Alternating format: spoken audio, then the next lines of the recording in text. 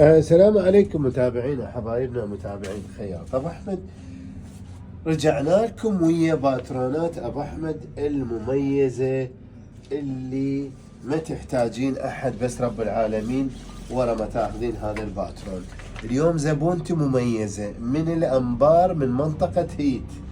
شنو رادت؟ قالت لي اخوي ابو احمد الخياط اريدك تسوي لي باترون رياضي دبل كلوش. وانا قلت لها تؤمرين امر. هلا ببنت الغربيه ونخت ابن الجنوب، اثنين نتعاون انا وياك عالضيم.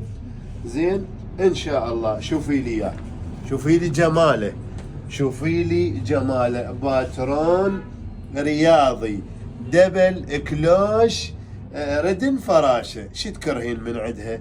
زين وتلبسه وحده منها خياتنا وزن 80 85. غير يطلع يكتل، غير يطلع يموت، والصيف جايك وانت شايفه صيفنا.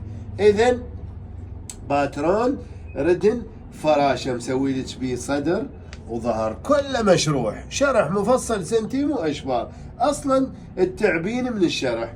وهاي الردن الفراشه خلي اجي اشوفها من يمك. صلوات على محمد وال محمد غير يجنن.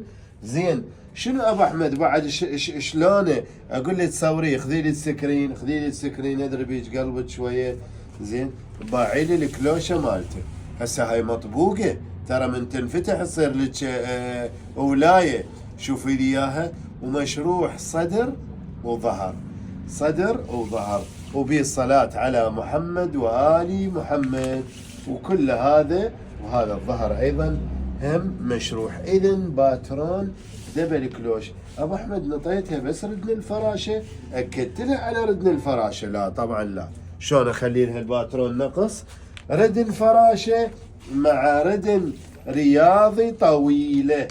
ردن رياضي طويله. هسه يجوز ما عجبتها، يجوز من النوع اللي تقول عندي عيال، عندي حموين، ما اقدر البس كذا كذا. هاي السوالف اللي تقول انا الخياطه. اذا ردن رياضي طويله موجوده. وهذه ردن الفراشه ايضا موجوده. وبعد ايش راح تنطي يا ابو احمد؟ سويت لها 5 حفرات رقبه اللي هي زخرفه، واللي هي بعد شنو جنح، واللي هي مثلث. طبعا انا خليك على التور بس ما ردت اعطلك بين ما اجيب لك التور مالتنا وافرش هنا. وهذه المدوره حتى الفيديو يصير قصير عندك. وهذه الخفاش.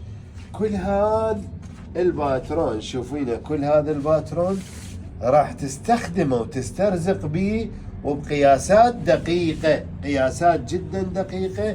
زين حتى ما تقولي لي وتتعبيني بالتساؤلات. انا رجال ابيع مفرد، ما ابيع لك نظام الكارتون ومجموعة وكذا وهذا لا. اليوم نعطيك الاساسيات فقط، ما نريد نخبصك بيهن. ذول الاساسيات. هذا الباترون سعر الباترون 10,000 دينار. يجيك مشروح شرح مفصل سنتيم واشبار مع قصات الصدر مالته اللي موجوده ويا. وتحياتي الك ويا بنت الغربيه يا اختنا العزيزه. وراح هذا باكر يوصل لك من اخوك ابو احمد الخياط. تحياتنا لكم في امان الله وحفظه.